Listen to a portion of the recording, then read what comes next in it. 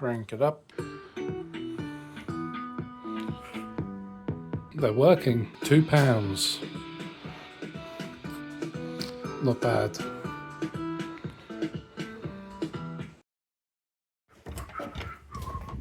Still waiting for that to be collected. Hello everyone, back.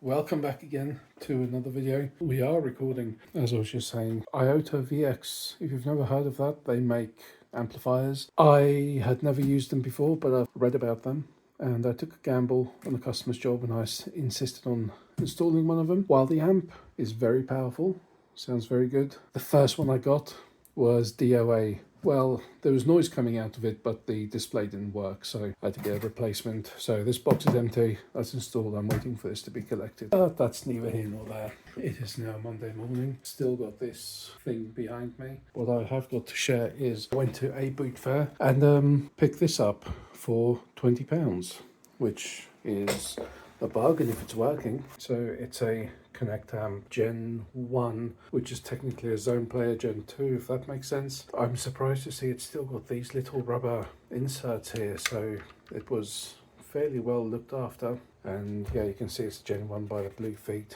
as well. That came with a, well, I'll get to these in a second, power lead. The fuse in this is gone. It wouldn't power up. I have since tried it with a working lead and it does not power up. I've also tried it with another lead, or putting a new fuse in that lead, and it didn't work. So it is dead to an extent, which is fine because I can fix it, I'm sure. I'll be opening that up and seeing what the problem is in a separate video, but for now I just wanted to share. It's the first time I've ever seen a Sonos amp at a boot fair, especially for 20 quid, you know, working or not. It's very cheap. I've seen like Sonos One speakers there before, but people want like 50, 60, 70 pounds for them. And it's just, you know, you can get them on eBay for that at least. Moving on. In here, I'd never come across these before. Let's try and stand one up here. Will it stand? It will stand. These are speakers. So let's look at the back first. So these are speakers made in Norway.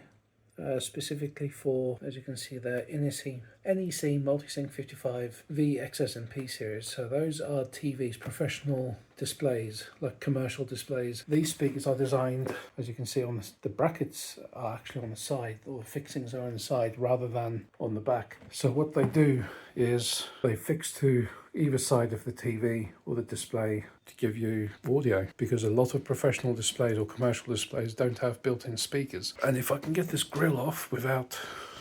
grill's off. Really weird looking Kevlar cone type speaker, very small driver for the size of the speaker. Put this over here. But one thing I did notice was underneath they are actually ported. Oh, focus. There are some cobwebs in there, so I'll have to clean that out. These speakers, so I've got two of them.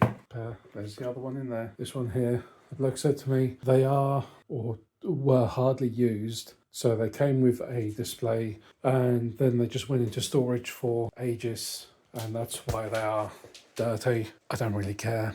Without me even prompting him for how much they are, he said to me, £2 and they're yours, even if they're not working. I wasn't going to turn that down. £1 per speaker. What a bargain. I'm going to check if they are working. Probably I'll get some speaker cable set up in a second. I'll hook it up to, might as well hook it up to this Arcam amp, see what they sound like. They are now wired in to this amp. Power, this will do. That's playing. Crank it up.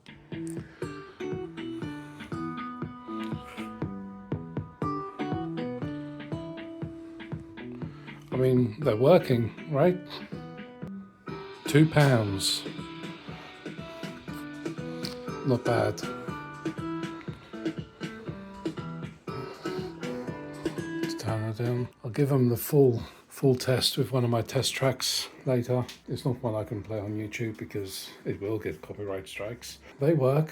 That's bargain of the century. And if I can fix this, that will also be a bargain. These I might keep. I might adapt these to be wall mounted. So add some threaded screws or something on the back. Or not threaded screws, wall mount brackets on the back. And then they come with these foam pads on the side, which is for when you butt up against a TV to get rid of the shadow gap in between the speaker and the TV. They do need a bit of cleaning up as well. which should be fairly straightforward because I think that is just painted. Light sand, spray paint with, I mean, that's matte black, maybe satin black or something. Good as new. Plus, the speaker cones themselves, apart from a little corrosion on these screws, I mean, I can replace them if need be. They're in really good condition. Can't complain. Yeah, that's going to be it. Just a quick update on what I did this weekend, what I found, see about fixing this Sonos amp. Maybe not today, as I've got other things to do. That's where we are.